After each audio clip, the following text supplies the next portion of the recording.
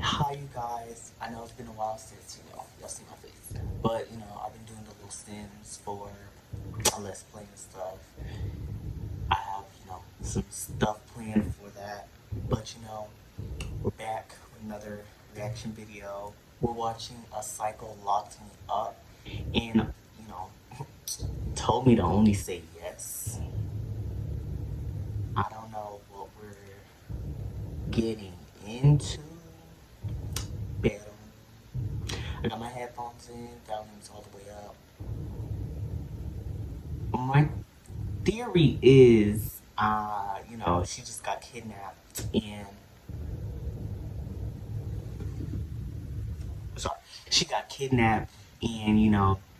it's probably someone she knows, and they kidnapped her. It's like, you can only say yes, and if you don't say yes, I'm killing you, period, point blank. Well, let's watch this girl get, tormented, sadly. Yep, let's get scared.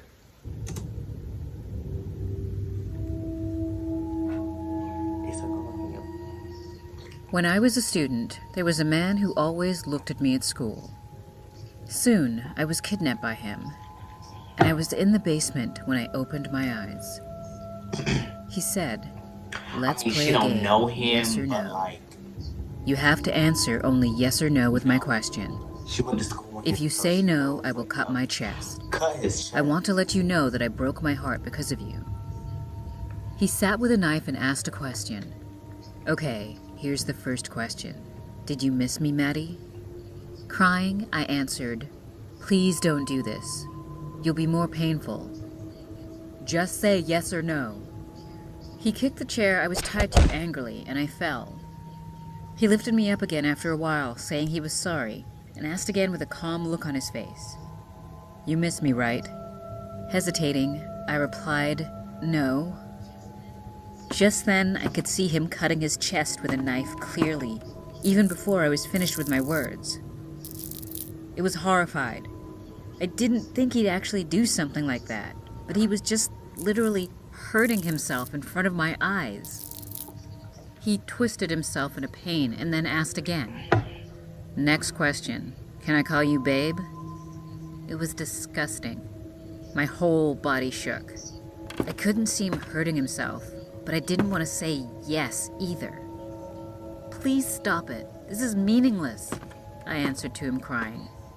"Yes or no?" He started hitting his head against the wall like a mad person. Now I could see his head and chest bleeding. "All right, do whatever you want." When I said this, he suddenly smiled brightly and approached me. "Thank you, babe." A horrifically bad stench came out of his mouth. It was just terrible, but I didn't have the courage to resist him. He was a man at least twice as big as me, and also had a knife in his hand. Now, the next question.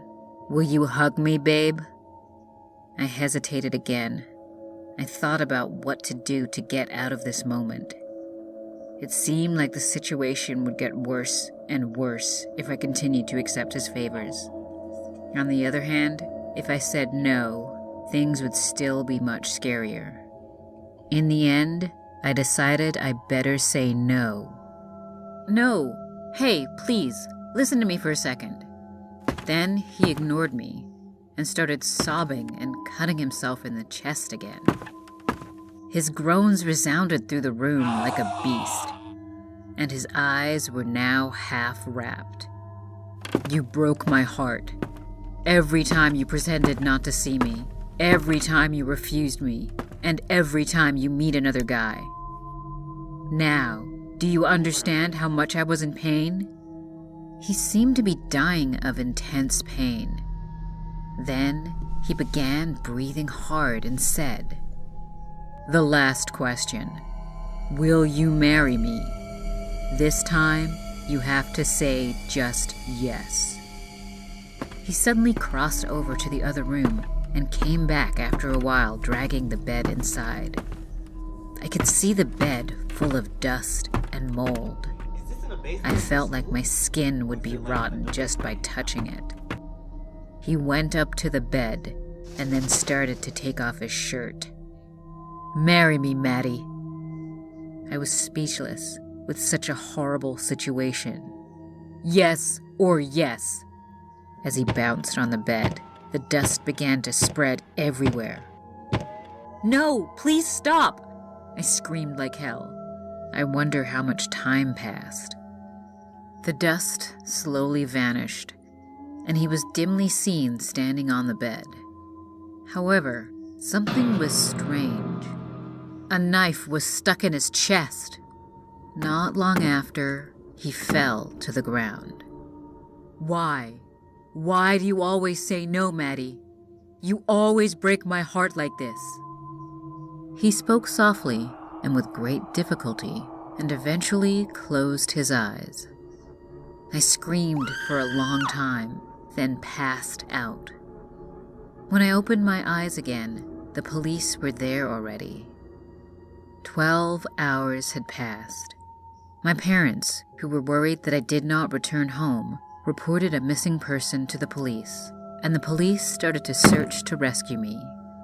He had already become a cold body when police came in. I had to suffer from a massive trauma after that day, and since then, I have never spoken the word no.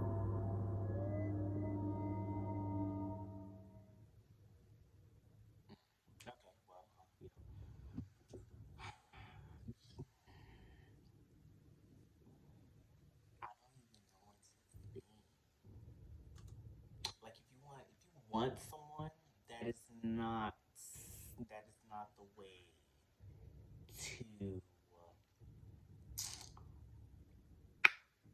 go at the situation like that. Yes, enough for me.